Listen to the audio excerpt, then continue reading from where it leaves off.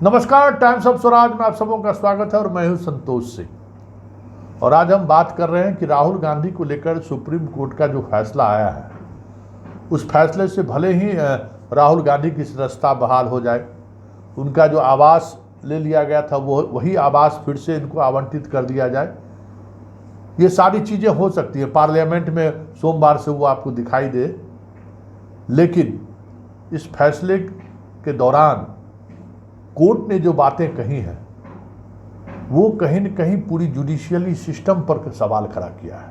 और ख़ास करके गुजरात में जो कुछ भी हुआ है उसको लेकर जो कोर्ट की टिप्पणी रही कि मैक्सिमम सज़ा देने का मतलब क्या है, और अगर आप मैक्सिमम सज़ा दिए हैं, रेयर एंड रेयरेस्ट मामला है, उन चीज़ों को उद्धृत आपने क्यों नहीं किया, आपने लिखा क्यों नहीं कि इनको क्यों मैक्सिमम सज़ा दी जा रही है। इतना ही है कहना सुप्रीम कोर्ट का, एक राजनीतिक मुद्दा बनने में वक्त नहीं लगेगा, और वो वक्त नहीं लगा। आज जिस तरीके से टीम इंडिया में उत्साह देखने को मिल रही है और राहुल को लेकर सुप्रीम कोर्ट के जो फैसले आए हैं उसको लेकर जो प्रतिक्रियाएं सामने आ रही हैं, वो प्रतिक्रिया बता रही है कि आने वाले समय में राहुल के इस मुद्दे को लेकर टीम इंडिया काफी हमलावर रहेगा। जरा सुनिए। माननीय सर्वोच्च न्यायालय का जो आदेश है उसने यह साबित कर दिया है कि अंततोगत्वा न्याय की जीत होती है। श्री राहुल गांधी जी के साथ षड्यंत्र के तहत अन्याय किया गया था और आज न्याय की जीत हुई है। माननीय सर्वोच्च न्यायालय के आदेश को सलाम करते हैं। तो आपने सुना कि ललन सिंह क्या कह रहे हैं, और आप जरा ममता बनर्जी के उस ट्वीट को पढ़िए। क्या ट्वीट उन्होंने कहा है और कितना इमोशनली उन्होंने इस बात को रखा है। ममता बनर्जी कह रही हैं, मैं राहुल की संसद सदस्यता बहाल होने के फैसले से खुश हूं। ये हमारी मातृभूमि के लिए एकजुट होकर लड़ने और जीतने की टीम इंडिया गठबंधन के संकल्प को और मजबूत करेगा। न्यायपालिका की जीत है। इंडिया गठबंधन के अन्य सहयोगियों ने भी कोर्ट के फैसले का स्वागत किया है। मतलब न्यायपालिका की भी जीत है और हमारे गठबंधन को एक नई मजबूती प्रदान करेगा। मतलब सीधे सीधे तौर पर ममता बनर्जी ने बहुत सारी चीज़ें इंडिकेशन के तौर पर ही सही उन्होंने कह दिया है कि इस फैसले का कितना दूरगामी प्रभाव पड़ेगा। अब सपा प्रमुख देखिए अखिलेश यादव क्या कहें, जरा ये भी सुनने की जरूरत है। सुप्रीम कोर्ट ने राहुल की सजा पर रोक लगाकर भारतीय लोकतंत्र और न्यायपालिका में लोगों की आस्था को बढ़ा दिया। बीजेपी की नकारात्मक राजनीति का अहंकारी ध्वज आज उनके नैतिक अवसान के शोक में झुक जाना चाहिए। मतलब इस तरीके की तल्ख टिप्पणी अखिलेश यादव ने किया है। और स्टालिन ने तो और अलग अंदाज में उन्होंने अपनी बात को रखा है। स्टालिन कह रहे हैं, न्याय की जीत हुई। मेरे भाई राहुल की सजा पर रोक लगाने वाले सुप्रीम कोर्ट के फैसले का स्वागत करते हैं। वे वायनाड के सांसद के रूप में बरकरार रहेंगे। ये निर्णय हमारी न्यायपालिका की ताकत और लोकतांत्रिक मूल्यों की सुरक्षा के महत्व में हमारे विश्वास को पुष्ट करता है। देखिए कितनी बड़ी बात है। और राहुल ने बस एक शब्द में अपनी बातों को रखा है, मेरा कर्तव्य वही रहेगा। मतलब जो मेरा कर्तव्य था वही कर्तव्य रहेगा।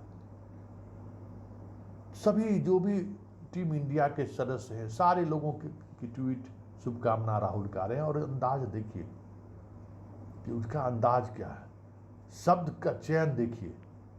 ये ठीक उसी तरीके का चयन है जिस तरीके का चयन आपको आपातकाल के समय राजनीतिक दलों के नेताओं द्वारा हुआ करता था।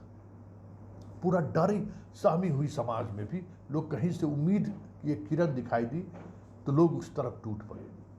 देखिए राहुल गांधी प्रधानमंत्री रहें या ना रहें, राहुल गांधी कांग्रेस के अध्यक्ष रहें या ना रहें, राहुल गांधी संसद सदस्य रहें या ना रहें, राहुल ने जो एक भारत जोड़ो यात्रा के सहारे जो उन्होंने अपने एक आभा मंडल को बनाया है, फैलाया है, वो आभा मंडल अब इनसे कोई छीन नहीं सकता है। उसने एक अलग पहचान बना दी है अपने इस देश में राहुल ने, इस यात्रा के सहारे। लेकिन इस फैसले से ऐसे हजारों लाखों लोगों को एक उम्मीद जगी है जो टीम नरेंद्र मोदी से बरसों बरस से लड़ते आ रहे हैं। ऐसे तमाम लोगों को राहत मिली होगी कि मोदी से लड़ कर के भी इस देश में रहा जा सकता है। ऐसे तमाम लोगों को आज खुशी महसूस हो रही होगी कि मोदी की आलोचना करने के बावजूद भी इस देश में रहा जा सकता है। ऐसे तमाम लोग जो बरसों से मोदी के साथ लड़ रहे हैं, गुजरात में लड़ रहे एक IPS अधिकारी कितने दिनों से जेल में हैं, ऐसे जितने लोग हैं वो सारे लोग आज राहत महसूस कर रहे होंगे कि चलिए अब उम्मीद जगी है कि लड़ा जा सकता है। क्योंकि मोदी के खिलाफ अभी तक जिसने भी आवाज़ उठाई, या तो उसको ED के सहारे या CBI के सहारे किसी न किसी रूप में उनकी आवाज़ को दबा दिया गया। चाहे संजय राउत हो, एक से एक नाम हो, कन्हैया हो, मतलब ऐसे दर्जनों नाम हैं जिन पर कोई भ्रष्टाचार का मामला नहीं भी है, मामला बना दिया और उसको जेल में भेज दिया। तो ऐसे तमाम लोग सोशल मीडिया पर लोग मोदी के बारे में लिखने से डरते हैं, कहने से डरते थे। राहुल के को लेकर जो ये फैसला आया है, ऐसे लोगों को एक नई ताकत मिली है कि नहीं, मोदी के खिलाफ भी बोला जा सकता है और मोदी के खिलाफ भी कोर्ट निर्णय ले सकता है। ये बहुत बड़ा भरोसा सुप्रीम कोर्ट ने आम लोगों को दिलाया है। क्योंकि देखिए, राहुल सुप्रीम कोर्ट में पहुंचने की स्थिति में थे तो वो पहुंच गए, लेकिन आम लोग जो राजनीतिक रूप से बयानबाजी करते हैं या राजनीतिक रूप से इस तरीके का आरोप प्रत्यारोप लगाते रहते हैं, ऐसे लोगों को जिस तरीके से टीम मोदी विशेष तौर पर टारगेट करते रहे हैं, उसके लिए सुप्रीम कोर्ट का ये जजमेंट बहुत बड़ी बात है। कोर्ट के लिए भी शर्मसार करने वाली बात है कि आप मैक्सिमम सजा कैसे दे सकते हैं, जबकि आपको पता है कि वो सांसद हैं, और आप सजा देने से पहले कुछ सोचते हैं कि नहीं। तो गुजरात हाई कोर्ट के उस जज को समझिए कि सुप्रीम कोर्ट ने आईना दिखा दिया है। आने वाले समय में जब इस पर जजमेंट आएगा तो कोर्ट का क्या रुख रहेगा कहना मुश्किल है, लेकिन आज कोर्ट ने जो रुख दिखाया है वो रुख ये है कि जुडिशियरी में जो ये चीज़ें चली आ रही थी, लग रहा था जैसे जुडिशियरी ने आज समर्पण कर दिया है मोदी के सामने। लग रहा था कि अमित मालवीय के सामने जुडिशियरी ने आज समर्पण कर दिया। योगी मतलब जहाँ कहीं भी बीजेपी की सरकार है, वहाँ की जुडिशियरी ऐसी लग रही थी कि रेंग रही है, सरकार के खिलाफ आदेश देने से घबरा रही है। ऐसे में सुप्रीम कोर्ट के इस जजमेंट के बाद हमें लगता है कि कोर्ट को भी एक नई ताकत मिली है, स्वाभाविक तौर पर, क्योंकि सुप्रीम कोर्ट आज जिस अंदाज में जजमेंट दिया है वो अंदाज है कि भाई इन सब चीज़ों को आप नज़रअंदाज कीजिए, जो जस्टिस है वो जस्टिस कीजिए, नहीं तो आपका उपहास उड़ेगा। एक ताकत जुडिशियरी को एक सुप्रीम कोर्ट ने आज एक ताकत दी है। देख लीजिए सब जगह स्थिति, विपक्ष के नेता जा रहे हैं जेल में है, ED छापामारी कर रहा है, जमानत के लिए तहमाम है। कोरेगांव की घटना कब घटी, अभी तक जेल में है। मतलब जिन लोगों को पकड़ा गया वो जेल में है, कोर्ट जमानत देने से घबरा रही है। जमानत दे देंगे तो क्या लोग कहेंगे, मतलब कहीं हमारी आलोचना न होनी शुरू हो जाए। इस तरीके की स्थिति बनती जा रही है। याद होगा इसी में राहुल गांधी के मामले की सुनवाई करने वाले पिछले बेंच में जो जज साहब थे वो तो कह दिए ना कि हमारे पिताजी और हमारा भाई कांग्रेस से एसोसिएट रहा है, जुड़ा रहा है, इसलिए हमको इस मुकदमे से बाहर कर दिया जाए। तो इस तरीके का एक माहौल बनाया गया इस देश में। राहुल की इस कानूनी जीत से भले है उसकी सदस्यता बहाल हो जाए, कल सोमवार को आप पार्लियामेंट में भी वो दिख जाए, जो आवास उनसे लिया गया था वो आवास भी मिल जाए, लेकिन इस जीत ने जो इस देश की जनता को जो ताकत दी है, वो उस ताकत का एहसास आने वाले दिनों में आपको भी महसूस होगा। क्योंकि ये बहुत बड़ी बात है कि अभी भी न्याय की उम्मीद बची हुई है, आस जगी है राहुल के इस फैसले से।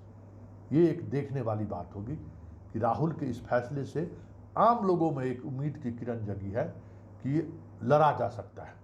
क्योंकि सारी लड़ाई तो सरकार के खिलाफ ही लोग लड़ते हैं, सरकार के फैसले के खिलाफ ही लोग जाते हैं कोर्ट में। किन के पास जाते हैं? उन्हीं के सरकार के फैसले के खिलाफ ही। लेकिन कुछ नहीं, सरकार का फैसला मतलब अंतिम फैसला होता था। कोर्ट कमोबेश 5-7 वर्षों से तो यही स्थिति थी कोर्ट की। तो ये सिर्फ मोदी नहीं, अन्याय के खिलाफ जो भी लड़ने वाले लोग हैं, चाहे वो अन्याय करने वाला कहीं कांग्रेस पार्टी ही क्यों ना हो, कहीं जदयू ही क्यों ना हो, कहीं राजद ही क्यों ना हो, कहीं सीपीएम ही क्यों ना हो, कहीं ममता बनर्जी भी क्यों ना हो, तो ऐसे तमाम लोग जो अन्याय के खिलाफ, सरकार के अहंकार के खिलाफ, सरकार के उस कृत्य के खिलाफ जो अलोकतांत्रिक हैं, जो लड़ने वाले लोग हैं, उनको राहत मिली है राहुल गांधी के इस जजमेंट से। और इतना ही नहीं, राहुल गांधी के इस जजमेंट से सबसे ज़्यादा अगर इस देश की राजनीति पर प्रभाव पड़ेगी तो वो है कि टीम इंडिया के जो सदस्य हैं उनका मनोबल बढ़ेगा और एक नए उत्साह के साथ, जो अभी मणिपुर के मामले में ही संसद में जो चीज़ें चल रही है, राहुल के आने से वो आक्रामकता बढ़ेगी।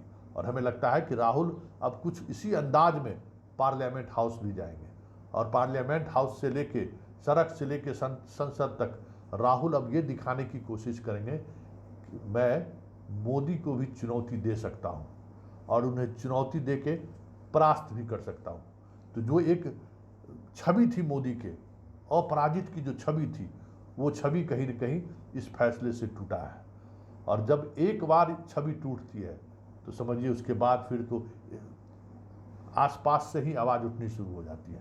तो ये देखने वाली बात होगी कि राहुल ने मामले में जिस तरीके की मोदी की छवि टूटी है, उसका असर 2024 पर क्या पड़ता है। सबकी नज़र अब उन्हीं 2024 पर ही है, क्योंकि विपक्ष के लोगों को लेकर ये कहा जाता था अरे मोदी के सामने है कौन। तो राहुल ने आज साबित कर दिया कि मोदी के सामने इस देश में है कोई, और वो है राहुल।